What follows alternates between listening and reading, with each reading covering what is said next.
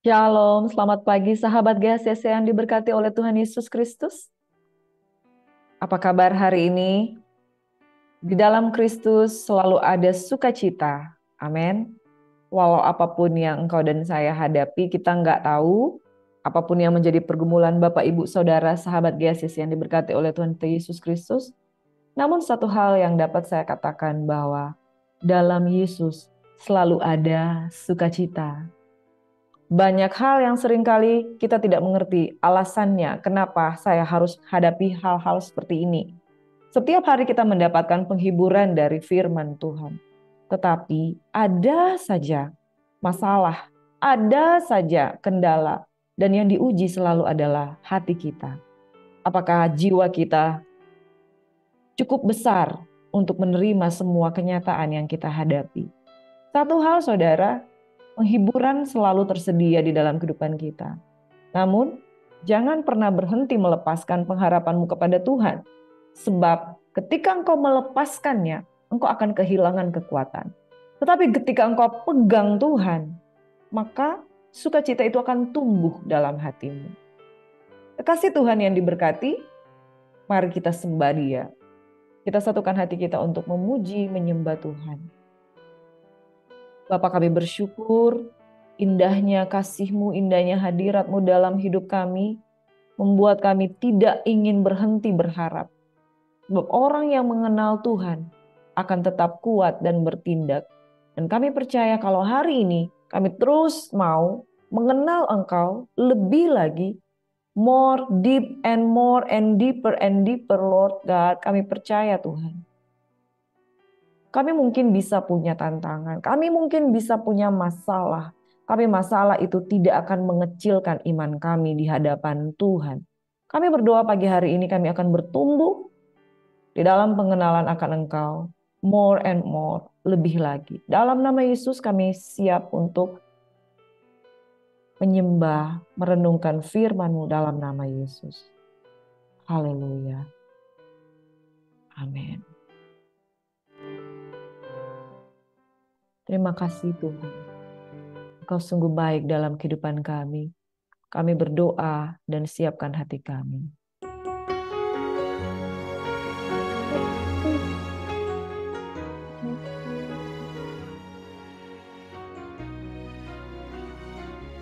Bapa, kami bawa sembahkan di hadapan hadirat-Mu. Yesus. Amin. Mungkin kau pernah merasakan atau kehilangan hampa, tiada harapan. Hanya Yesus sumber kekuatan. Takkan sedetik pun kau Dia akan lepaskan. Setiap perlu Dia dengarkan, dalam Yesus ada jawaban. Takkan pernah Dia biarkan kau larut dalam penyesalan. Menangis pun semua telah terjadi. Yang hilang tak mungkin kembali. Hanya Tuhan yang tahu semua niat dalam hati. Harap percaya hanya padanya. Tetapkan hati hanya padanya. Bersama Yesus selalu ada sukacita. Dia hapus air mata yang terluka.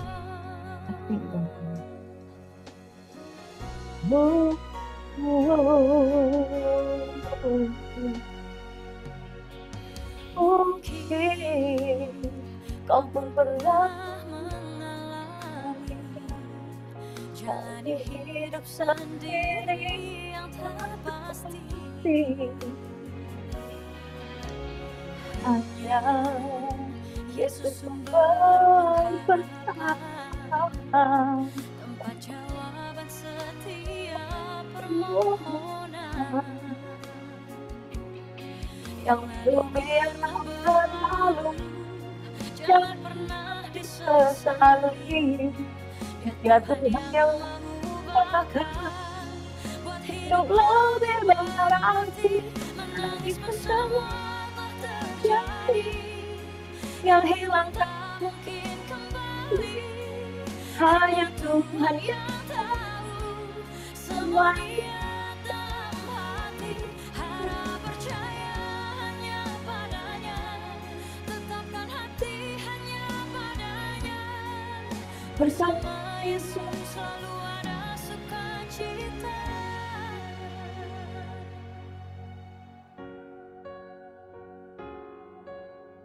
Yesus.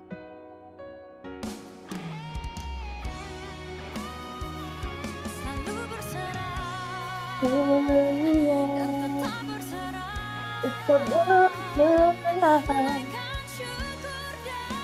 Naikkan syukur selalu. Tetap percaya,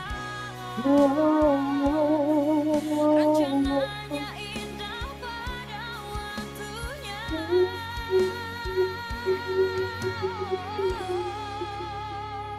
Menangis pun semua telah terjadi, yang hilang tak mungkin kembali. Hanya Tuhan yang tahu semua niat dalam hati.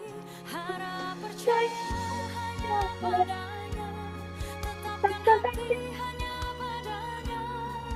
Bersama Yesus selalu ada sukacita. Menangis pun semua telah terjadi, yang hilang tak mungkin kembali. Hanya Tuhan yang tahu semua niat dalam hati. Harap percaya hanya padanya, tetapkan hati hanya padanya. Bersama Yesus selalu ada sukacita. Hapus air mata yang terluka, ya hapus air mata yang terluka. Jangan takut, jangan khawatir. Tuhan selalu menyertai kita. Amin.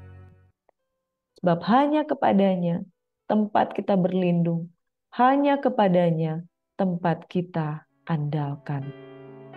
Kekuatan yang baru dari Tuhan biarlah selalu mengalir dalam kehidupan kita, dalam kehidupan engkau dan saya. El Shaddai, Allah Maha Kuasa, God is faithful for us. Thank you, Jesus. Thank you, Lord. Thank you, Lord. Kasih.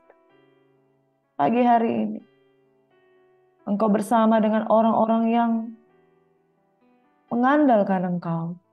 Engkau selalu berada bersama dengan orang-orang yang sekalipun hatinya hancur dan remuk, tak kau pandang hina Tuhan. Bahagialah orang yang lapar dan haus akan Tuhan, sebab dia akan dipuaskan. Amin. Sekali lagi shalom. Selamat pagi sahabat GACC. Kekasih-kekasih Tuhan yang diberkati oleh Tuhan Yesus Kristus. Engkau lebih daripada pemenang. Sekalipun keadaanmu dalam keadaan yang gak enak, engkau lebih daripada pemenang. Sekalipun engkau dalam keadaan tertekan, sekalipun engkau di dalam keadaan yang berbeban berat dan letih lesu, engkau lebih daripada pemenang. Sekalipun engkau belum punya jawaban, Tuhan katakan engkau lebih daripada pemenang. Mari kita bertepuk tangan untuk Tuhan. Kita bersyukur untuk Tuhan. Dan mari kita respect ourselves. Kita hargai diri kita sendiri. Katakan begini, Priscilla, selamat dan tetap semangat. Karena sampai hari ini, engkau tetap kuat. Katakan kepada dirimu sendiri. Sebut namamu sendiri di hadapan Tuhan. Katakan, Priscilla, selamat karena sampai hari ini engkau tetap hidup, tetap menjalani hidupmu dengan sukacita, walaupun kamu tahu hidup itu berat. Come on, give yourself reward karena dia sudah kuat sampai hari ini. Engkau mungkin melewati berbagai macam ujian. Ketika engkau sakit, engkau tetap terus mengandalkan Tuhan. Give applause to yourself. Katakan, congratulations to myself. Karena aku telah berusaha untuk tetap hidup dan bersyukur. Kadangkala saudara yang diberkati, keadaan kita cuman kita sendiri dengan Tuhan yang tahu. Saya mengenal banyak kaum wanita yang saya layani. Every time they are crying. Setiap saat mereka punya alasan untuk mengingat bahwa Tuhan itu baik. Karena di balik setiap kebaikan Tuhan, mereka telah melewati hal-hal yang sukar dalam hidup mereka. Bertahan dengan suami yang mungkin penuh dengan banyak macam lika-liku kehidupan. Bertahan dengan kondisi ekonomi dengan begitu banyak upside and down. Bertahan dengan kehidupan pekerjaan yang penuh dengan tekanan dan pergumulan. Sampai hari ini saya mau katakan, engkau bersyukur dengan keadaanmu saat ini karena engkau bisa kuat. Dan tahu kenapa kamu bisa kuat? Karena sampai hari ini engkau masih percaya dengan Tuhan. Tapi deep inside your heart, I just want to say, rise up. Don't give up. Kalau memang ada yang perlu harus kamu lupakan, itu bagian dari masa lalu kamu. Bukankah kamu sudah membuangnya itu ke tubir-tubir laut? Kau sudah membuang masa lalumu jauh ke belakang tabir. Jangan ambil lagi. Jangan pungut lagi. Terus engkau merenungi dan engkau menangisi kehidupan dan masalahmu. Saya mau menyampaikan kepada wanita-wanita hebat yang mendengarkan firman Tuhan pada pagi hari ini. Engkau cukup mengapresiasi dirimu sendiri dengan berkata, thank you Priscilla. Tapi jangan menyesali keadaan. Jangan menyesali masa lalu. Sebab kamu tidak tahu, iblis bisa mencuri semangatmu hanya karena persoalan masa lalu. Iblis bisa mencuri masa lalu, sukacitamu hanya karena persoalan tidak mengampuni di masa lalu. Dan itu sebabnya iblis bisa mencuri masa depanmu. Kenapa? Karena semangat yang engkau miliki, yang harusnya engkau pakai. Harusnya semangat itu engkau pergunakan untuk meraih hal-hal hebat di dalam Tuhan di masa depan. Engkau pakai untuk menangisi masa lalu. Hari ini saya mau katakan, ibu-ibu, wanita-wanita hebat, bapak-bapak, anak-anak muda. Hari ini stop menyesali masa lalu. Hari-hari ini stop menyesali kegagalan. Tetapi jadilah kuat. Bersemangatlah. Jangan tawar hatimu. Sebab ada upah bagi usahamu. Upayamu untuk meninggalkan masa lalu. Upayamu untuk meninggalkan luka-luka masa lalu. Tuhan akan gantikan dengan masa depan yang penuh dengan harapan. Amin. Saudara, kita setiap hari terus membaca dan merenungkan firman Tuhan. Kadangkala saya merenungkan firman Tuhan ini, saya capek membaca kegagalan-kegagalan dari begitu banyak tokoh-tokoh Alkitab yang kita kagumi. Tapi bukankah itu cerminan dari diri kita sendiri? Bahwa kita seringkali fail. Saya secara pribadi seringkali sangat banyak fail dalam hal-hal sederhana dan kadang mau ketawa. Kadang juga mau kesel. Kadang mau komplain. Kita punya kehidupan itu yang selalu naik. Tapi kan orang lain nggak tahu. Sometimes ketika naik ini ada hal yang tek, tek, tek, memang naik. Iman kita naik. Kehidupan kita naik. Tapi kan ada tek, tek, tek, tek, tek, tek, tek, tek, emosi, kesedihan, kemarahan, blank, kacau. Dalam hal sederhana saya mau katakan, I'm a failure person. Tapi failure itu bagian dari hidup. Kenapa? Kita masih ada di dunia ini, gravitasinya masih menginjak bumi, saudara. Kalau kita nggak nginjak bumi lagi, itu namanya udah nggak ada gravitasi. Selama kita ada di bumi itu gravitasinya turun ke bawah. Selama kita hidup di dunia ini, daging kita gravitasinya itu kecenderungannya pengen melakukan dosa. Kalau nggak karena Tuhan, kita nggak akan rise up. Kalau nggak karena Tuhan, the super power yang membuat kita high, kita membuat naik level, itu hanya karena Tuhan. Kecenderungan kita itu bukan naik, saudara. Kecenderungan kita bukan terbang. Kalau Anda sudah diciptakan punya sayap, baru kita katakan kita itu bukan terbang tinggi, bagai Raja Wali, melakukan perbuatan yang besar. Kita soaring like an eagle kalau kita punya sayap, tapi kita nggak punya sayap. Siapa yang bikin kita punya sayap? Itu Kristus Yesus Tuhan. Kita punya kecenderungan untuk ada di bumi. Kita ada kecenderungan untuk stay down to earth. Tapi kita juga memiliki kecenderungan itu soaring like an eagle. Ya, terbang bagaikan Raja Wali. Kenapa? Kalau kita kenakan sayapnya Tuhan, itu pasti terjadi.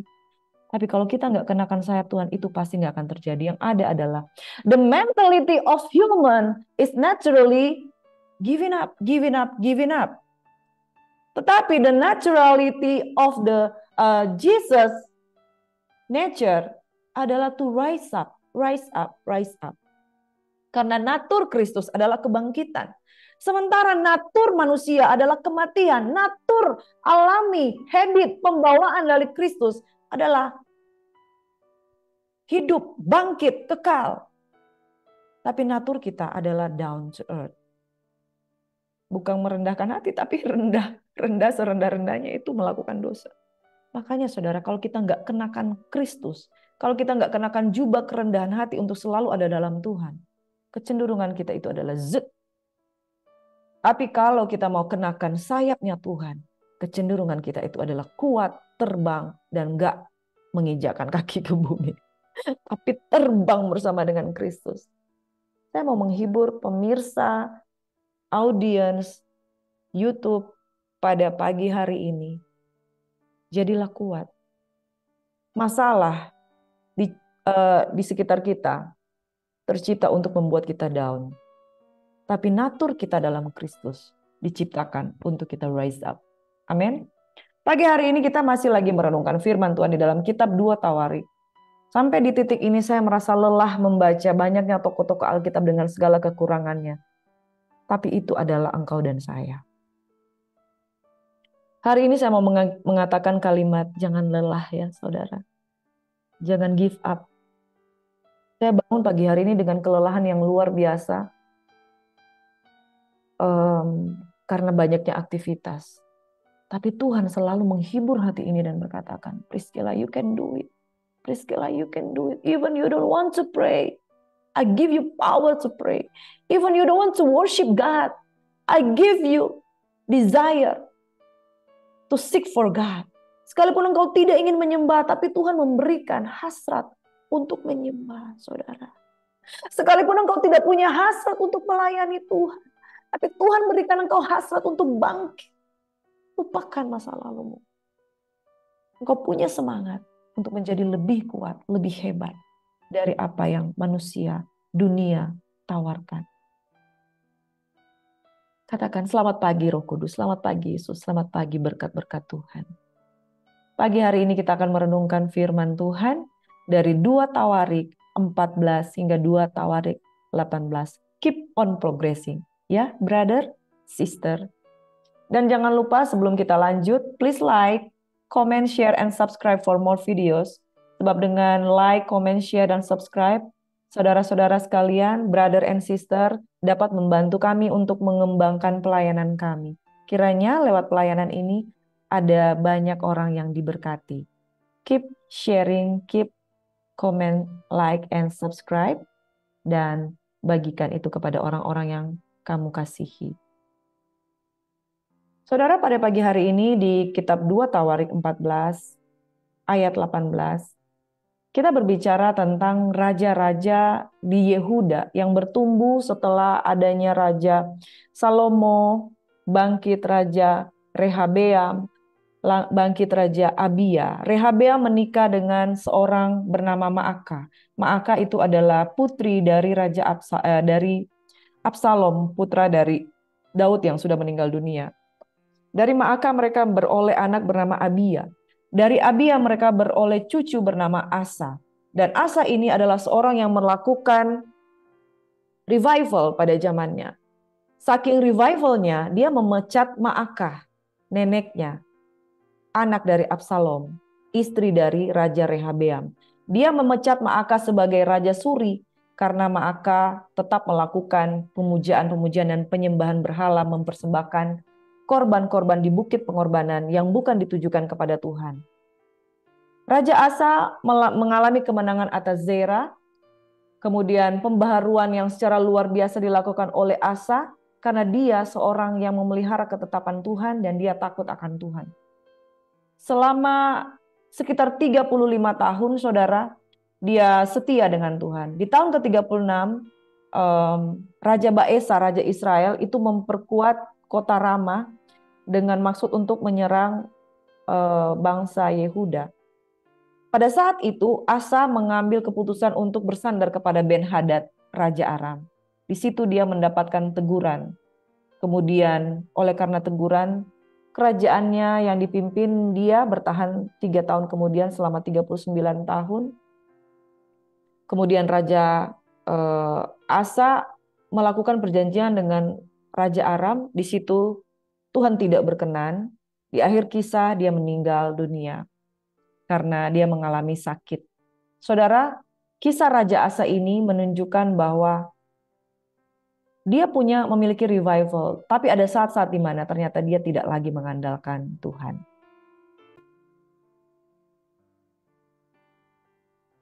Raja Asa ini ketika dia mendapat teguran dari pelihat Hanani, dia komplain, dia menolak, dan dia tidak menerima apa yang dikatakan Hanani karena dia mengandalkan Raja Aram. Di akhir hidupnya dia sakit, dia tidak cari Tuhan, dia cari tabib. Apakah salah mencari dokter? Suami saya dokter. Tidak masalah mencari dokter, saudara. Tapi yang jadi masalah kalau engkau cari manusia, kalau engkau dan gak cari Tuhan. Pesan Tuhan pada firman Tuhan hari ini yang saya mau katakan bahwa andalkan Tuhan dalam hidupmu. Jangan lemah semangatmu sebab ada upah bagi usahamu. Kita juga akan belajar sebentar bahwa Asa itu seorang yang betul-betul mengandalkan Tuhan sebetulnya. Di awal kehidupannya, pemerintahannya selama 35 tahun dia sangat mengandalkan Tuhan dan selama dia mengandalkan Tuhan dia aman. Tapi di tahun ke-36 hingga tahun ke-39 akhirnya dia mangkat. Di situ dia mulai kehilangan power untuk mengandalkan Tuhan. Itulah saya katakan saudara. Kita kadang nggak selalu naik, kadang ada turun. Nah kita harus hati-hati pada saat kita turun itu. Jangan andalkan masa lalu kita yang begitu setia dengan Tuhan. Karena bukan langkah awal yang menentukan, tapi langkah akhir. Sampai akhir kehidupan kita harus tetap bersemangat, setia, dan terus mengandalkan Tuhan. Kita kembali di dalam firman Tuhan. Di pasal yang ke-17, keturunan dari Asa ada Raja Yosafat. Raja Yosafat juga dikenal sebagai raja yang setia dengan Tuhan, seperti ayahnya, seperti nenek moyangnya, dia setia menjaga kehidupannya, dan dia dikokohkan, dia digentarkan, dia ditakuti oleh bangsa-bangsa sekitarnya, dan selama pemerintahan Raja Yosafat dikabarkan bahwa bangsa-bangsa di sekitar ketakutan memenuhi bangsa-bangsa yang di sekitar dia, dan dia menjadi raja yang sangat terkenal dan sangat dihormati. Raja Yosafat ini kemudian anaknya Yoram. Anaknya Yoram menikah dengan anak dari Raja Ahab, Atalia. Putri Ahab itu bernama Atalia. Oleh karena pernikahan ini, ada kekerabatan yang terjadi antara kedua raja tersebut. Atalia itu anak dari Raja Ahab, dia menikah dengan Yoram bin Yosafat.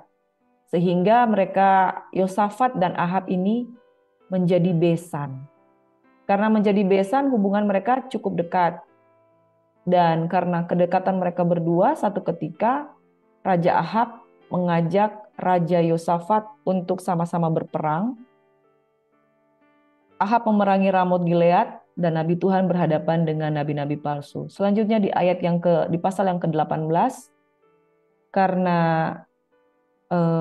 Ahab adalah seorang yang tidak sepenuhnya mengandalkan Tuhan. Kita tahu bahwa kerajaan Israel itu kita sudah pelajari di kitab 1 Raja-Raja, 2 Raja-Raja, begitu banyak di kitab 2 Raja-Raja begitu banyak penyimpangan yang dilakukan Ahab dan Isabel. Jadi Ahab kemudian meninggal dunia oleh karena peperangan yang mereka hadapi bersama dengan Raja Yosafat.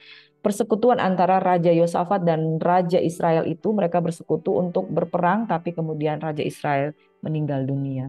Saudara yang diberkati oleh Tuhan kita Yesus Kristus, Raja Asa, kita kembali ke Raja Asa. Raja Asa adalah seorang yang secara luar biasa, dia sebetulnya seseorang yang setia dengan Tuhan.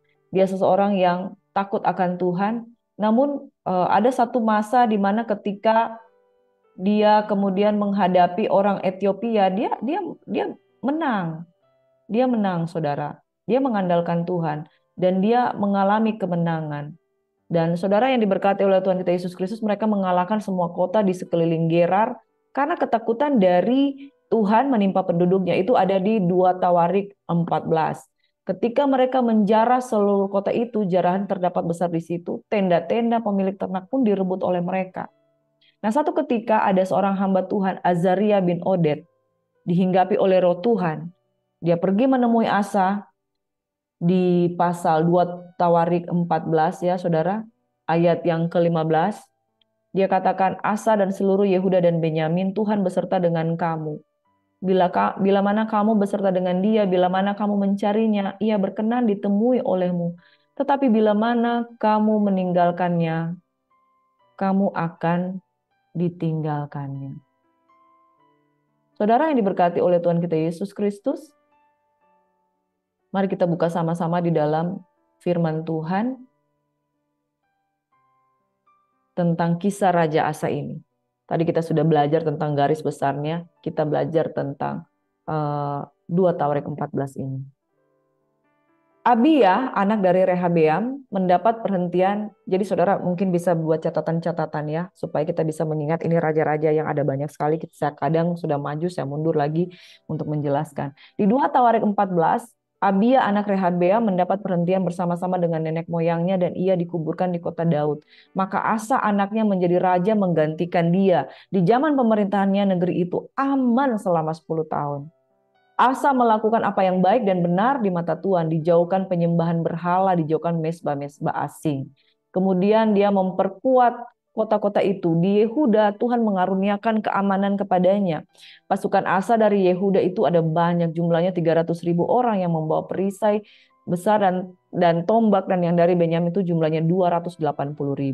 Saudara, mereka kemudian berperang melawan Ethiopia dan mereka berkemenangan. Singkat cerita, di dalam 2 Tawarik 15 ada seorang hamba Tuhan bernama Azaria bin Oded dihinggapi roh Allah. Ia menemui Asa dan kemudian berkata, dengarlah padaku, Asa dan seluruh Yehuda dan Benyamin, Tuhan beserta dengan kamu bila mana kamu beserta dengan dia. Tuhan beserta dengan kamu bila mana kamu beserta dengan dia. Bila mana kamu mencarinya, ia berkenan ditemui olehmu. Jadi saudara jangan berhenti untuk mencari Tuhan. Bila mana kamu meninggalkannya, kamu akan ditinggalkannya. Lama sekali Israel tanpa Allah yang benar, tanpa ajaran daripada imam dan tanpa hukum. Lama sekali saudara. Dan apa yang membuat Israel kembali? Ayat 4 berkata, kesesakan. Kenapa perlu ada kesesakan? Supaya kita tahu bahwa kita ternyata sudah jauh dari Tuhan. Sebab firman Tuhan katakan di dalam 1 Tawarik 15 ayat 2. Tuhan beserta dengan kamu, bila mana kamu beserta dengan dia. Bila mana kamu mencari dia, ia berkenan ditemui olehmu. Tetapi bila mana kamu meninggalkannya, kamu akan ditinggalkannya. Itu sebabnya terjadilah kesesakan. Kesesakan bisa karena penderitaan. Tapi kesesakan yang betul-betul menyesakan kalau kita jauh dari Tuhan. Saya pernah mengalami itu, saudara. kesesakan yang kita nggak tahu obatnya apa kecuali kembali ke Tuhan. Dan ini membuat saya heran. Ada orang yang sudah mengalami kesesakan, tapi tidak merasa perlu untuk kembali ke Tuhan. Ada orang yang sudah mengalami kesesakan, yang butuh pemulihan, tapi tidak juga merasa perlu untuk kembali kepada Tuhan. Di saat dia sudah kehilangan segala sesuatu, harta benda, kehormatan, bahkan damai sejahtera dan sukacita itu enggak ada. Kalau engkau kehilangan kekayaan, tapi kalau engkau makan hanya dengan ikan roa dan nasi, orang Manado bilang, engkau damai sejahtera dan sukacita, itu masih enak. Tapi kalau ini sudah kehilangan damai sejahtera dan sukacita, masih lagi nggak mau kembali ke Tuhan. I'm amazed with that. Saya sangat kaget dengan hal itu. Dalam kesesakan, Israel mereka berbalik kepada Tuhan, Allah Israel. Mereka mencarinya. Dan ia berkenan ditemui oleh mereka. Ada orang-orang yang tidak mengenal Tuhan yang berkata begini, kenapa harus mencari-cari Tuhan? Memangnya dia hilang? Memangnya Tuhan itu susah untuk ditemui? Memang susah, saudara. Kalau dosa itu menjadi penghalang dalam kehidupan kita, Yesaya 59 ayat 1 hingga 2 berkata, tangan Tuhan tidak kurang panjang untuk menolong, telinga Tuhan tidak kurang tajam untuk mendengar, tetapi yang menjadi pemisah antara engkau dengan Tuhan adalah segala dosa-dosamu. Kenapa Tuhan harus dicari? Kenapa dia harus berkenan ditemui? Karena kalau ada dosa, jangan mimpi bisa ketemu Tuhan kalau masih ada dosa. Kita bukan orang yang dapat menghapus dosa. Tapi dosa bisa dihapuskan dengan pertobatan, permohonan ampun, dan Yesus hidup dalam hati kita. Jikalau kita mencari Tuhan, singkirkan dosa, maka ia pasti berkenan ditemui. Itu rumus yang paling sederhana yang Tuhan sudah bilang ulang-ulang. Tapi orang-orang itu kabal, orang Manado bilang. Gak mau dengar, tetap bertahan.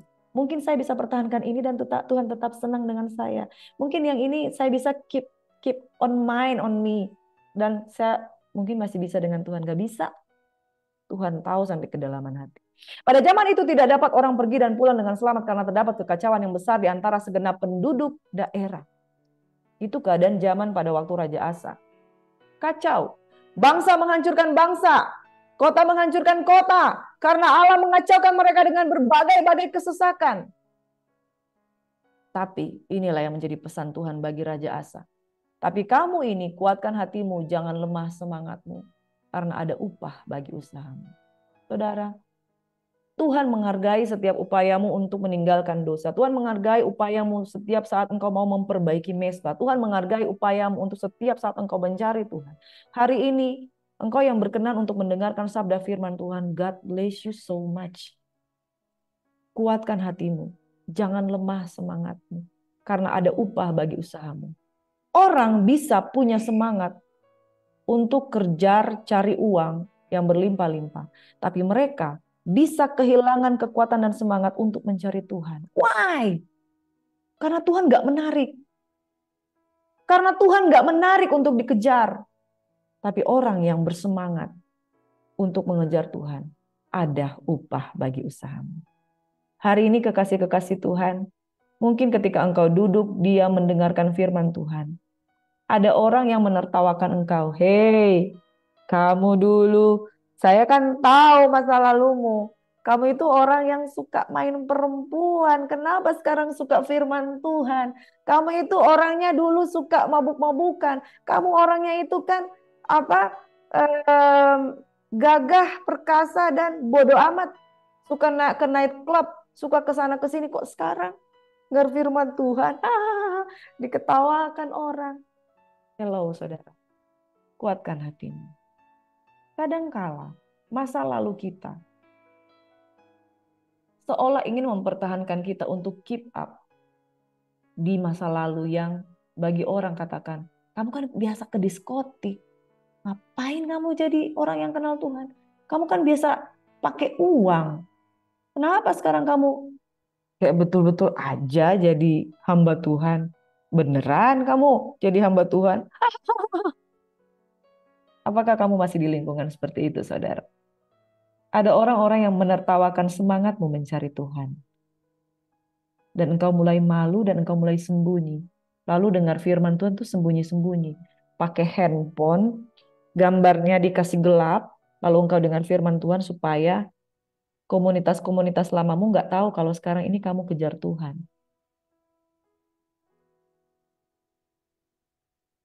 Jangan lemah semangatmu. Kuatkan hatimu. Karena ada upah bagi usahamu. Mereka kan nggak tahu pergumulanmu. Kalau dulu memang engkau punya komunitas seperti itu. Tapi sekarang engkau butuhkan cari Tuhan. Amin. Gak usah malu karena ada upah bagi usahamu. Ketika Asa mendengar perkataan nubuat yang diucapkan oleh Nabi Azaria bin Oded itu, ia menguatkan hatinya dan menyingkirkan dewa-dewa kejijikan di seluruh tanah Yehuda dan Benyamin dari kota-kota yang direbutnya di pegunungan Efraim. Ia membaharui mesbah Tuhan yang ada di depan balai bait suci Tuhan. Saudara, seringkali komunitasmu yang punya latar belakang yang merekord apa yang kamu lakukan di masa lalu.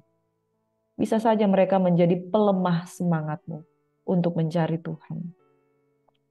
Di sini kamu akan diuji seperti Raja Asa. Apakah kamu akan tetap bertahan dengan masa lalumu? Dengan bukit-bukit pengorbanan, dewa-dewa kejijikan, kebiasaan-kebiasaan lama yang tidak mengenal Tuhan? Ataukah engkau akan memilih untuk tetap keep up dengan semangatmu untuk mencari Tuhan dan memperbaharui mesbahmu? Kaum pria biasanya malu untuk berdoa. Apalagi kalau harus angkat tangan, memuji, menyembah Tuhan. Kadang malu. Orang bilang, biasa pegang botol, biasa pegang gelas minuman keras. Sekarang mau mengangkat tangan memuji Tuhan. Ih malu, malu. Udah tua, gak usah kayak gitu. Saudara, jangan malu. Bukankah Tuhan adalah kemuliaan yang luar biasa? Harusnya mengikuti Tuhan jadi sebuah kebanggaan.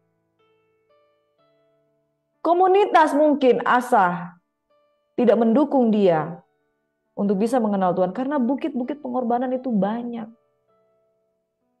Saudara, kalau menjadi seorang pemimpin, itu biasanya pengikutnya akan terbelah. Apalagi kalau di dalam kerajaanmu itu masih ada dualisme. Dualismenya pada kepemimpinan Raja Asa itu ada dualisme penyembah berhala yang mau terus menyembah berhala, dan salah satunya adalah komunitas yang ingin menyembah Tuhan. Kalau saudara seorang pemimpin, biasanya kita akan memilih untuk kompromi. Kenapa? Supaya pengikut kita itu jangan ada yang kurang. Bayangkan kalau pengikut ini terbelah dua, saudara. Dia harus mengambil keputusan yang bijaksana. Saya ini raja, saya ingin didukung oleh pendukung saya. Dan kalau saya mengambil keputusan yang salah, setengah dari saya akan meninggalkan saya. Dan ini akan menjadi sebuah goncangan dalam kerajaan. Saudara, jangan pikir mengambil keputusan itu hal yang sepele. Mengambil keputusan untuk tetap di dalam Tuhan itu adalah perkara yang tidak gampang. Engkau akan kehilangan banyak pengikut. Gak usah jauh-jauh, saudara. Di kerajaan atau di kepemimpinan, di dalam pekerjaan. Di gereja Tuhan sendiri. Kalau ada dua kubu yang terbelah, engkau harus mengambil keputusan. Apakah engkau kompromi dengan Tuhan dan menyenangkan salah satu pihak? Ataukah engkau akan tetap keep up dengan rencana Tuhan dan engkau didukung dengan orang yang hanya sedikit? Komunitas yang hanya sedikit. Jangan pikir apa yang Raja Asa lakukan itu gampang, karena dia harus berhadapan dengan segerombolan orang yang jauh lebih banyak menyukai bukit-bukit pengorbanan dan pelacuran bakti dan penyembahan berhala dibandingkan dengan orang-orang yang betul-betul takut akan Tuhan. Golongan yang mendukung dia paling tinggi para imam. Tetapi yang melakukan kenajisan dan kejijikan itu jauh lebih banyak. Jangan pikir mengambil keputusan untuk menguatkan hati, untuk tidak lemah semangatmu, itu gampang, saudara. Itu sukar, sulit. Kita akan berhadapan dengan masa lalu, kita akan berhadapan dengan orang. Paling sulit berhadapan dengan orang yang tadinya mau mendukung kita. Tapi karena kita mengambil keputusan untuk takut akan Tuhan, akhirnya nggak lagi mendukung kita. Itu berat, saudara. Apa yang dia lakukan? Dia membaharui mesbah Tuhan yang ada di depan balai bait suci Tuhan. Ia mengumpulkan seluruh Yehuda dan Benyamin dan orang-orang Efraim, Manasye dan Simeon yang tinggal di antara mereka sebagai orang asing. Sebab dari Israel banyak yang menyeberang memihak kepadanya ketika mereka melihat bahwa Tuhan Allahnya beserta dengan dia. Dia mendapat dukungan, saudara. Di tengah-tengah tidak ada dukungan juga. Mereka berkumpul di Yerusalem pada bulan ketiga tahun 15 dari pemerintahan Asa. Dan kita tahu bahwa kerajaan Israel ini terbelah menjadi Israel Utara dan Israel Selatan. Israel Selatan yaitu Yehuda. Israel Utara itu lebih banyak lagi dan memang terjadi pemisahan yang luar biasa. Pada hari itu mereka mempersembahkan kepada Tuhan 700 lembu sapi dan 7.000 kambing domba dari jarahan yang mereka bawa pulang. Mereka mengadakan perjanjian untuk mencari Tuhan, Allah nenek moyang mereka, dengan segenap hati dan jiwa. Jadi jangan pikir mencari Tuhan itu adalah perkara sepele. Dan saya mau katakan kepada kalian, saudara sekalian, sahabat, brother dan sister yang mencari Tuhan. Congratulations to you, engkau telah mengambil keputusan yang tepat. Walaupun apa yang engkau korbankan itu juga banyak, tapi nggak sebanding dengan ketika engkau memilih untuk mencari Tuhan dengan segenap hati. 2 jempol untuk saudara, semangat. Jangan lemah semangat, ada upah bagi usahamu. Setiap orang baik anak-anak ataupun orang dewasa, baik laki-laki atau perempuan yang tidak mencari Tuhan Allah Israel harus dihukum mati. Pemimpin yang baik itu harus tegas dan pada akhirnya dia harus memisahkan antara orang-orang yang betul-betul melakukan ketetapan Tuhan dan yang tidak. Mereka bersumpah setia pada Tuhan dengan suara yang nyaring, bersorak-sorai dengan tiupan nafiri dan sangkakala. Seluruh Yehuda bersukaria atas sumpah itu dan dengan segenap hati mereka bersumpah setia dan dengan kehendak yang bulat mereka mencari Tuhan. Tuhan berkenan ditemui oleh mereka dan mengaruniakan keamanan kepada mereka di segala penjuru. Bahkan Raja Asa memecat Maakah, neneknya dari pangkat ibu suri, karena neneknya itu membuat patung Asyera yang keji. Asa merobohkan patung yang keji itu, menumbuknya sampai halus dan membakarnya di lembah Kidron. Sekalipun bukit-bukit pengorbanan tidak dijauhkan dari Israel, namun hati Asa tulus ikhlas sepanjang umurnya. Sepanjang umurnya selama pemerintahan 35 tahun, 36 sampai 39 dia sempat kendor. Orang yang bersemangat dapat menanggung penderitaannya, tetapi siapa yang akan memulihkan semangat yang patah? Amsal 18 ayat 14. Perkatakan firman Tuhan ini di saat engkau mulai melemah. Jangan cuma semangat di awal, tapi tidak mengakhiri pertandingan dengan baik. Tapi selalu semangat hingga mengakhiri pertandingan dengan baik. Orang yang bersemangat dapat menanggung penderitaannya, tetapi siapa yang akan memulihkan semangat yang patah?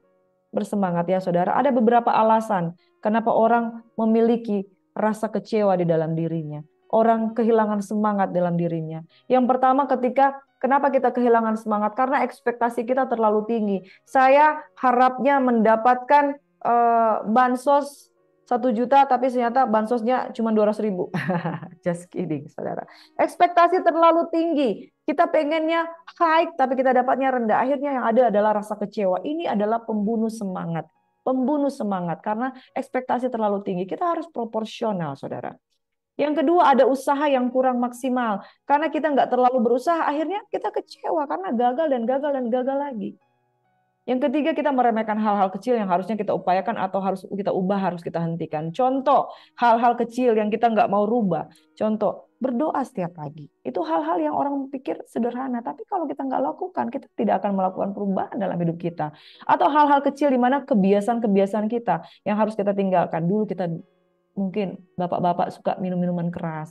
Bapak-bapak suka ke kafe-kafe kopi, kemudian akhirnya uang laki-laki itu habis di sana. Kebiasaan-kebiasaan kecil yang akhirnya kita lihat, waduh, kenapa hidup saya seperti ini? Saya kekurangan dan lain sebagainya, kurang bayar cicilan dan lain sebagainya.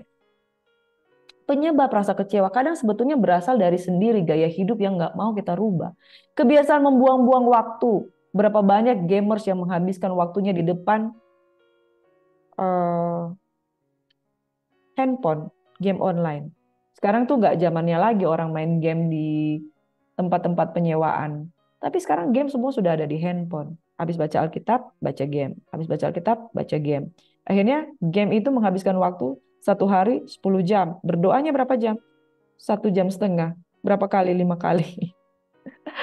Saudara, kebiasaan membuang-buang waktu tanpa sadar apa yang kau pupuk. Tiba-tiba kamu kaget, kenapa hidup saya seperti ini? Padahal karena kamu yang buang waktu. Yang kelima, berada di zona nyaman, orang-orang yang anti perubahan. Saya memperhatikan saudara, termasuk saya sendiri.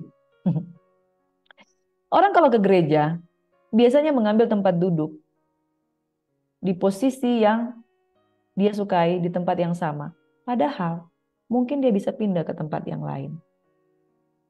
Saya punya kebiasaan kalau mau duduk di gereja itu punya kebiasaan saya harus jalan ke kanan, duduk di kedua atau ketiga bangku dari kedua atau ketiga. Saya pikir-pikir, ternyata saya membentuk kebiasaan juga ya.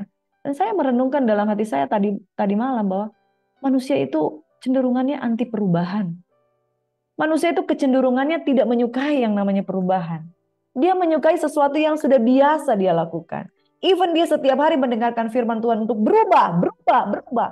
Tapi diri sendiri itu nggak menyiapkan habit untuk melakukan perubahan. Saya mengalami perubahan yang begitu besar ketika saya mengenal Tuhan. Dan saya mengalami perubahan yang lebih besar ketika saya memutuskan untuk setia berdoa pagi. Dan saya mengalami perubahan yang begitu besar ketika saya dimotivasi oleh kakak saya, Yurike Astiasari, yang saya cintai. Ayo olahraga, kamu udah makin gemuk. Kecenderungan manusia itu makan, makan, makan, makan. Akhirnya nyaman dan nggak mau berubah, nggak mau merubah sikap. Ketika kita mau mengambil keputusan untuk berubah, ikuti dengan tindakan kita. Kebiasaan sederhana, orang kalau di gereja maunya duduk di tempat yang sama. Dan dia menginginkan perubahan, mustahil. Saudara, saya pengen badan saya agak turun sedikit. Dulu waktu sebelum menikah beratnya 48, paling tinggi 49. Begitu menikah 50. Teng, teng, teng, teng, teng. Sekarang 65. Kadang sudah sebesar ini. Pengen kembali kurus seperti dulu. Pengen melakukan perubahan, tapi tidak mau bertindak untuk mengubah kehidupan. Impossible kan saudara? Ingin menjadi agen perubahan, tapi tidak berubah dari diri sendiri. Berada di zona nyaman. Orang-orang yang anti perubahan itu suka dengan kebiasaan yang diulang untuk tetap stay di tempat yang sama. Karena kita bukannya nggak pengen perubahan, kita hanya suka aja tetap di situ. Ku ingin tetap di sini, menikmati bait-Mu. Benar-benar menikmati bait Tuhan. Tapi untuk sebuah sikap yang perlu kita rubah, jangan stay here, jangan tetap di sini. Lakukan sesuatu, bangkit, olahraga, ayo fighting. Supaya bisa kembali kurus. Itulah manusia, menginginkan perubahan tapi tidak diimbangi dengan tindakan. Ayo, come on. Penyebab rasa kecewa berasal dari diri sendiri. Kita ada di zona nyaman. Kita pengen membuat perubahan, tapi kita tidak ingin merubah posisi. Pengen melakukan perubahan, tapi tidak ingin melakukan perubahan bentuk. Bagaimana mungkin? Penyebab rasa kecewa yang menimbulkan semangat kita pudar, kadang juga mood yang berubah-berubah. Temperamen yang naik turun. Temperamen itu koleriknya itu, wah, result result oriented, orang yang berorientasi tujuan. Kalau sanguin, orang yang berorientasi hubungan. Kalau flegmatik, orang yang berorientasi damai.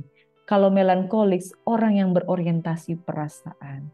Saudara akan ketemukan orang dengan campuran berbagai macam temperamen seperti ini. Dengan mood yang berubah-ubah setiap hari.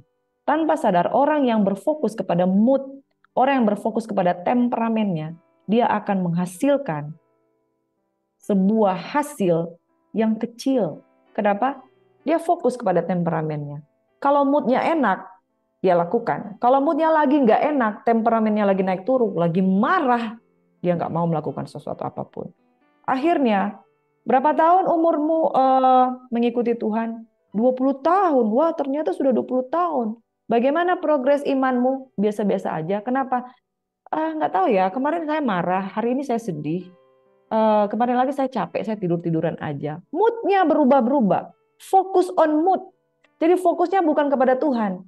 Kalau Raja Asa, fokusnya kepada mood dan gak berubah-berubah, dia gak akan pernah melakukan pembaharuan, membuat mesbah bagi Tuhan. Kenapa? Ya kalau saya bisa, saya pergi. Kalau saya nggak bisa, ya saya nggak pergi. Enak aja.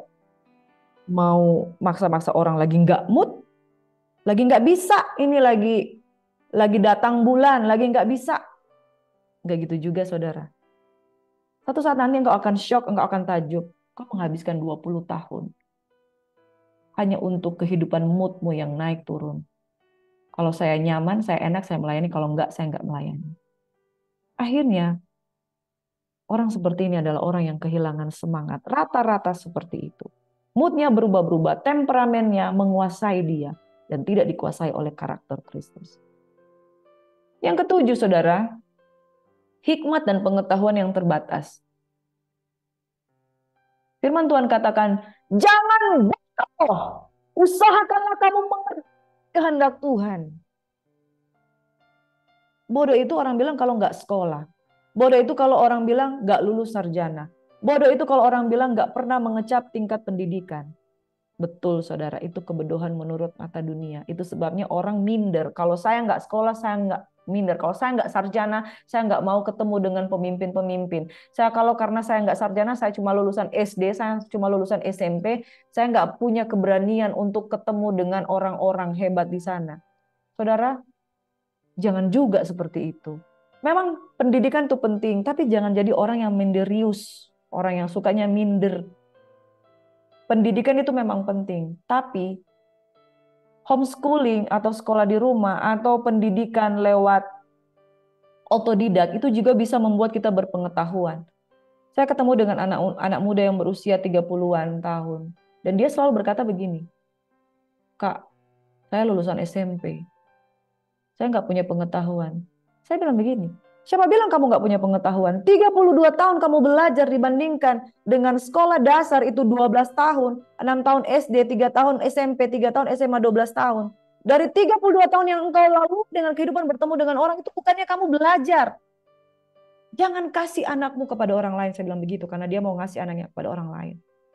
32 tahun sudah cukup untuk belajar untuk kehidupan ini. Hei, jangan membodohi dirimu sendiri karena kamu bilang, saya latar belakang SD, saya latar belakang SMP, saya latar belakang hanya SMA. Itu alasan kamu yang engkau mengatakan engkau bodoh. No, saudara. Sarjana memang penting, pendidikan memang penting, tapi pengetahuan otodidak itu bisa juga penting. Amin. Bob Sadino, seorang pengusaha yang hanya pakai celana pendek setiap hari dia bekerja, tapi dia lebih sukses daripada orang-orang sarjana yang luar biasa. Saya mengatakan kepadamu, hikmat dan pengetahuan itu lahir dari takut akan Tuhan. Engkau mau latar belakang SD, SMP, SMA, memang penting untuk belajar, kalau bisa sampai sarjana. Tapi kalaupun sampai di umur sekian engkau belum mengalami pendidikan sampai sejauh ini, isi pengetahuanmu dengan firman, isi pengetahuanmu dengan kebenaran, isi pengetahuanmu dengan apa? Lahir dari takut akan Tuhan. Saudara tahu enggak? Daud itu sarjana strata berapa? Kenapa dia sangat disukai Tuhan? Gak ada saudara sarjana-sarjana. Saya juga nggak bilang nggak penting sarjana, penting saudara. Tapi jangan juga menyalahkan diri sendiri kalau engkau hanya lulusan SD. Jangan juga menyalahkan diri sendiri karena hanya lulusan SMP. Belajarlah dan jangan pernah berhenti belajar. Yang jadi masalah bukan soal latar belakang sekolahmu.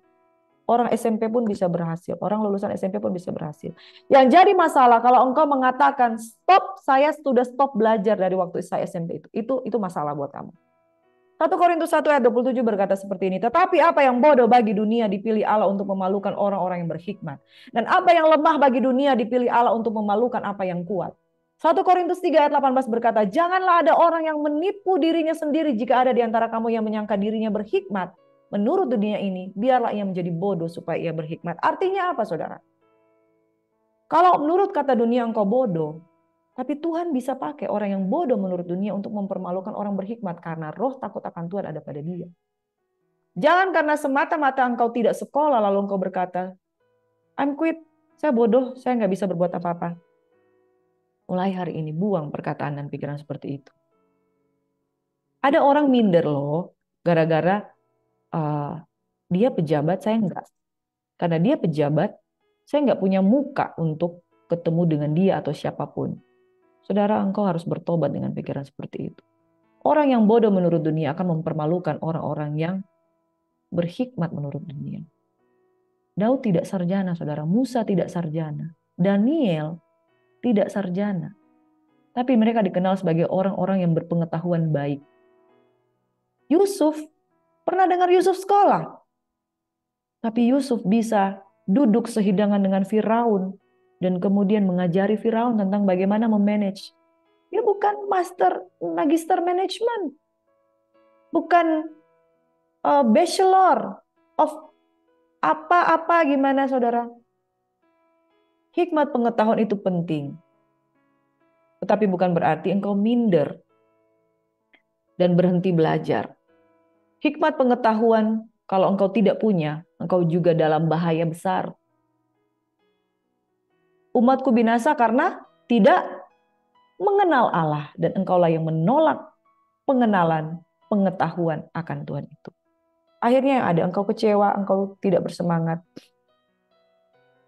Engkau menjadi orang-orang yang tidak mengandalkan Tuhan. Firman Tuhan pada pagi hari ini berkata, bersemangatlah dan tetap andalkan Tuhan. Bersemangatlah karena ada upah bagi usahamu. But as for you, be strong and do not give up, for your work will be rewarded. Jangan lemah, jadilah kuat, kuatkan hatimu, sebab ada upah bagi usahamu. Amin.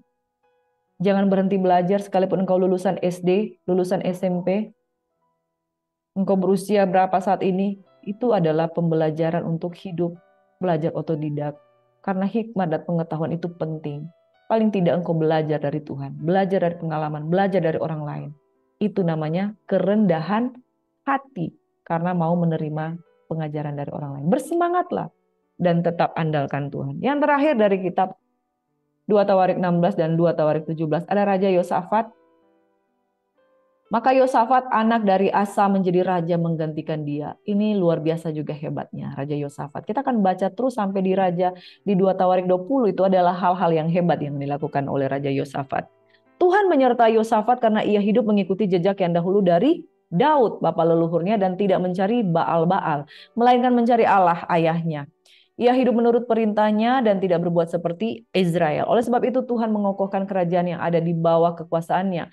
Seluruh Yehuda memberikan persembahan kepada Yosafat sehingga ia menjadi kaya dan sangat terhormat. Dengan tabah hati ia menuruti jalan yang ditunjukkan Tuhan pula. Ia menjauhkan dari Yehuda segala bukit pengorbanan dan tiang berhala.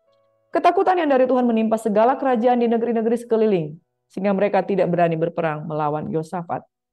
Atalia, ada seorang anak, seorang putri dari putri Raja Ahab dan cucu dari Omri, Atalia yang berarti Tuhan dimuliakan, menikah dengan Yoram, anak dari Yosafat. Karena pernikahan ini, Yosafat dan Raja Ahab itu menjadi besan. Pada waktu Raja Yosafat dan Raja Ahab menjadi besan, satu ketika ia pergi kepada Ahab berkunjung di Samaria. Ahab membeli banyak kambing, lembu, sapi. Jadi pada waktu itu terjadi kerukunan antara Israel dan Yehuda. Mereka hidup rukun karena ada persatuan antara mereka melalui pernikahan Yoram dengan Atalia, anak dari Raja Ahab. Berkatalah Ahab Raja Israel kepada Yosafat, maukah engkau pergi ke Ramot Gilead bersama aku? Kita sama-sama. Engkau rakyatmu dan rakyatku. Aku bersama dengan engkau dalam perang, kudamu dan kudaku. Tapi apa kata Yosafat? Baik, tanyakan dulu kepada firman Tuhan. Lalu Raja Israel mengambil para nabi, 400 nabi itu bertanya, apakah kamu boleh pergi ke Ramot dan ke Ramot Gilead ataukah aku membatalkannya? Nabi-nabi itu sepakat berkata, majulah, Allah akan menyerahkan ke dalam tanganmu. Ya, mereka sepakat untuk mengatakan apa yang menyenangkan hati raja. Tapi Yosafat berkata, tidak adakah lagi di sini seorang nabi Tuhan supaya dengan perantaranya kita dapat meminta petunjuk? Raja Israel berkata, ada, tapi orang itu Mika, dia suka berbuat yang tidak menyenangkan hatiku, itu sebabnya saya sangat membenci dia. Lalu Raja Yehuda berkata, panggil saja orang itu. Kemudian Raja Israel memanggil pegawai istana, jemputlah Mika bin Gimla. Saya mau tutup dengan ini saudara. Raja Yosafat, anak dari Raja Asa, seorang yang juga mengandalkan Tuhan, dan dia selalu setia mendengarkan suara Tuhan. Sekalipun pada waktu itu Raja Israel tidak mau mendengarkan suara Tuhan, mereka mau mendengarkan dari kata-kata yang mengenakan telinga. Seringkali kita kan begitu. Kita pengen dengar firman Tuhan yang enak. Firman Tuhan yang enak dan disukai oleh banyak orang, diteguhkan oleh banyak nabi, 400 nabi itu bukan sedikit. Tapi di tengah-tengah itu, hati Yosafat itu ada seperti di hati kecil nuraninya berkata, kayaknya belum ini.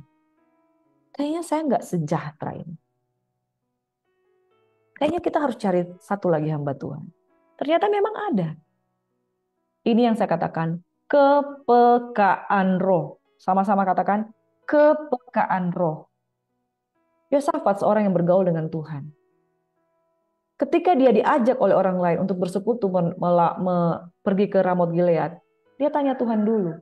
Dia hati-hati. Dan dia katakan, cari dulu hamba Tuhan. Yang saya mau katakan begini, saudara. Di sekeliling kita, belum tentu kita ketemu dengan orang-orang yang kelihatannya mengenakkan telinga. Tapi belum tentu apa yang dia bilang itu baik buat kamu. Kamu harus betul-betul mengandalkan Tuhan. Supaya ketika engkau betul-betul mencari Tuhan, engkau dapat menuju kepada jalan yang benar. Singkat cerita, Mika memang berbuat hal yang memang tidak disukai oleh Raja Ahab. Raja Ahab itu akan meninggal. Dan memang dia meninggal dunia atas seizin Tuhan. Raja Yosafat ikut pergi berperang, mereka saling bertukar pakaian. Bayangkan sudah bertukar pakaian, tetapi bisa Raja Ahab terbunuh.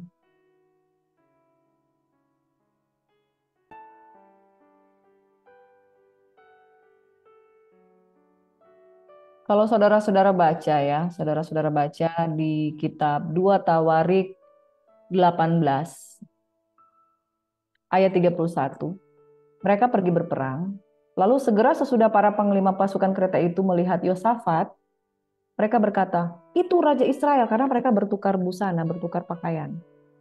Lalu mereka mengepung dia untuk menyerang dia, tetapi Yosafat berteriak dan Tuhan menolongnya, Allah membujuk mereka pergi daripadanya.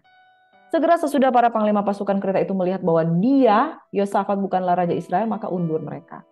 Tetapi seseorang menarik panah dan menembak dengan sembarangan. Ya, sembarangan aja menembak. Bayangkan. Dan itu mengenai Raja Ahab, Raja Israel di antara sambungan baju sirah. Sudah sembarangan menembak, ada baju sirah, dia tertancap di antara baju sirah yang ada. Dan singkat cerita, Ahab meninggal dunia. Pertempuran itu bertambah seru pada hari itu dan Raja Israel tetap berdiri dalam kereta berhadapan dengan orang Aram sampai petang. Ia mati ketika matahari terbenam, saudara. Saudara yang diberkati oleh Tuhan kita Yesus Kristus, Tuhan membuat perbedaan antara orang-orang yang sungguh mendengarkan dan peka terhadap suara Tuhan dan orang yang menolak suara Tuhan. Mayoritas nabi-nabi itu menyuarakan hal yang menyenangkan raja. Hanya satu orang yang tidak menyenangkan raja. Tapi karena itu suara Tuhan, itulah yang terjadi. So, I want to say, kalau engkau sungguh-sungguh mendengarkan suara Tuhan, baik atau enggak baik, dengarkan dan taatilah. Disitulah engkau diajar untuk betapa mengandalkan Tuhan. Saya akan tutup dengan ini. Bagaimana supaya semangat kita dipulihkan? Baca di dalam Yesaya 17 ayat 7 hingga 9. Diberkatilah orang yang mengandalkan Tuhan, yang menaruh harapannya pada Tuhan. Ia akan seperti pohon yang ditanam di tepi air, yang merambatkan akar-akarnya ke tepi batang air dan tidak mengalami datangnya panas terik, yang daunnya tetap hijau, tidak khawatir dalam tahun kering dan tidak berhenti menghasilkan buah. Dan betapa liciknya hati, lebih licik daripada segala sesuatu. Hatinya sudah membatu, siapakah yang dapat mengetahuinya? Aku Tuhan yang menyelidiki hati, yang mengetahui, yang menguasai batin untuk memberikan balasan kepada setiap orang yang setimpal dengan tingkah langkahnya, setimpal dengan hasil perbuatannya. Saudaraku yang diberkati oleh Tuhan kita Yesus Kristus, saya mau katakan bahwa kita harus betul-betul mengandalkan Tuhan. Karena ketika kita mengandalkan Tuhan, Tuhan yang menguji batin, Tuhan yang memberikan balasan kepada setiap orang setimpal dengan perbuatannya. Saudaraku yang diberkati oleh Tuhan Yesus Kristus, andalkan Tuhan, taruh harapan hanya kepada Tuhan. Yang ketiga, miliki integritas. Tuhan mengenal hati, jangan sembunyikan apapun dari Tuhan. Belajar dari Raja Asa. Tuhan tahu dia mulai tidak mengandalkan Tuhan. Dan disitulah kejatuhannya. Dan juga Yosafat, dia peka dengan suara Tuhan. Dia mengandalkan Tuhan, menaruh harapan hanya kepada Tuhan. Dia tidak mau berperang kalau dia tidak dengar suara Tuhan. Betapa liciknya hati, lebih licik daripada segala sesuatu. Aku Tuhan yang menyelidiki hati, yang menguji batin untuk memberi balasan kepada setiap orang setimpal. Saudara, setiap saat kita diuji, apakah kita murni di hadapan Tuhan? Tuhan Yesus kiranya memberkati kehidupan kita. Kalau mau andalkan Tuhan, itu andalkan Tuhan sungguh-sungguh, jangan setengah. Amin. Tuhan Yesus memberkati kita sekalian. Tetap bersemangat, jadilah kuat, jangan patah semangat, sebab ada upah bagi usahamu. Mari kita satu di dalam doa. Bapa, terima kasih buat firman Tuhan pada pagi hari ini. Engkau yang memberkati dan melindungi kami. Engkau menyinari kami dengan wajah-Mu, Tuhan, yang memberikan kami kasih karunia. Tuhan menghadapkan wajahnya kepada kami dan memberikan kami damai sejahtera. Diberkatilah keluarga kami. Dimulai dari keluarga kami mau bersyafaat, Tuhan. Untuk orang-orang yang membutuhkan. Bapak, secara khusus saya mau berdoa untuk ponakan saya yang sedang menunggu-nunggu waktu, beberapa waktu lagi ke depan. Mungkin sekitar bulan April dia akan melahirkan cucu pertama, Tuhan, dari kakak saya, Sari, anaknya Erlangga dan Astrid yang sedang menanti-nantikan bayi yang mereka rindukan, Tuhan. Kami berdoa di dalam nama Tuhan Yesus Kristus bahwa mereka akan beroleh bayi yang sehat, dan di dalam menanti-nantikan ada kekuatan, dan di dalam menanti-nantikan ada pemulihan, di dalam menanti-nantikan Tuhan ada perlindungan dari Tuhan, dan bayi yang lahir sehat, ibu sehat, keluarga sehat. Dan terima kasih Engkau telah menganugerahkan kepada kami, keluarga kami Tuhan, Kak Ai, Kak Dios Tuhan, untuk segera Tuhan di bulan-bulan ke depan akan menikmati tahun-tahun yang diberkati. Kesetiaan mereka Tuhan Engkau berkati dalam nama Yesus. Secara khusus kami juga berdoa untuk orang tua kami yang sudah ditinggal pergi oleh papa kami, Mama Eska Tuhan. Biarlah dia tetap bahagia di usia tuanya, tetap menanti-nantikan Tuhan, mengandalkan Tuhan, menjaga hati, tidak berpaling kepada masa lalu, tetapi fokus kepada masa depan, umur panjang, kesehatan, kekuatan, dan hingga dia boleh melihat cucu-cucunya berhasil menikah, dia boleh terus hidup bersama-sama dengan kami. Bapak, kami berdoa untuk jemaat-jemaat kekasih Tuhan yang ada di gereja kami Tuhan, yang hari-hari ini di dalam pergumulan untuk beroleh pekerjaan Tuhan. Bahkan anak-anak muda yang sedang studi, Tuhan Yesus, ada beberapa di antara mereka yang sedang bergumul dengan studi mereka, Tuhan Engkau berkati. Bahkan anak-anak muda yang bergumul dengan jodoh mereka, Tuhan pertemukan dengan orang yang tepat. Dalam nama Yesus. Hamba juga berdoa untuk ponakan hamba Tuhan yang sedang kuliah. Regina Tuhan. Sukses, berhasil, dan beruntung Tuhan. Bukakan jalan dan pergaulan, dijauhkan dari pergaulan-pergaulan yang buruk. Berkati juga Rex Tuhan. Dia boleh bertumbuh menjadi anak yang baik. Berhasil Tuhan. Dalam nama Yesus. Dalam pekerjaan papanya Tuhan. Sehingga mereka boleh hidup diberkati Tuhan. Kak Ivo, Ella, dalam nama Yesus. Kami juga berdoa Tuhan untuk Kurnia Tuhan, untuk Isabel Tuhan. Dalam nama Tuhan kami Yesus Kristus. Mereka anak-anak muda yang membutuhkan pertolongan Tuhan. Dalam nama Yesus Tuhan tolong. Secara khusus kami berdoa Tuhan untuk Ibu Leni Supit. Yang dalam pergumulan Tuhan, orang yang bersemangat dapat menanggung penderitaannya. Yang sudah melewati kemoterapi, operasi Tuhan. Tubuhnya dalam keadaan lemah. Tuhan jamah, Tuhan lawat di dalam nama Yesus Tuhan. Berkati, sembuhkan dalam nama Yesus. Kesehatan, kekuatan menjadi bagian. Kami juga berdoa Bapa di surga. Untuk Oma yang sedang sakit di tonsil lama. Dia sedang bergumul dengan kelemahan tubuhnya. Engkau berkati, Engkau sembuhkan dalam nama Yesus. Kami juga berdoa Bapa di surga untuk Pak Christian Simon yang dengan sakit asmanya Tuhan. Sembuhkan dalam nama Yesus Bapa. Kau berdaulat atas hidupnya Bapa. Kami juga berdoa untuk keluarga kami Tuhan. Opung Herliana yang selalu setia menanti-nantikan Tuhan. Tekun berdoa Engkau berkati Tuhan dalam nama Yesus. Opung dokter Tuhan. Bersama dengan suami Opung Doli dokter Tuhan. Berkati kesehatan kekuatan menjadi bagiannya dalam nama Yesus Tuhan. Kami juga berdoa Tuhan untuk anak-anak Tuhan yang menitip doa. Mereka yang akan menjual rumah. Bapak ini akan menjual rumah. Biar bisa dibebaskan dari hutang-hutangnya. Dipulihkan Bapak dalam nama Yesus. Dan nama yang tidak bisa kami sebutkan satu persatu, Tuhan terus kami bawa dalam doa. Tante Diana, Tante Risma, Tuhan Engkau, Tuhan berkati Tuhan. Semua Tuhan, bahkan Tante Tiarma, Tuhan, Jeremia, Tuhan. Engkau berkati agar dia mendapatkan pekerjaan yang luar biasa dalam Tuhan. Terima kasih Bapa di surga, umat kekasih Tuhan. Kau diberkati hari ini, engkau angkat tanganmu dan terimalah berkat Tuhan. Tuhan kiranya memberkati dan melindungi engkau. Tuhan menyinari engkau dengan wajahnya, memberikan engkau kasih karunia. Tuhan menghadapkan wajahnya pada memberikan engkau damai sejahtera. Jadilah kuat, tetap bersemangat. Dan di dalam nama Yesus kami terima berkat Tuhan untuk menjadi lebih baik, menjadi agen perubahan, dan yang mau berubah untuk kemuliaan nama Tuhan. Dalam nama Yesus kami berdoa mengucap syukur. Amin. Shalom, Tuhan berkati.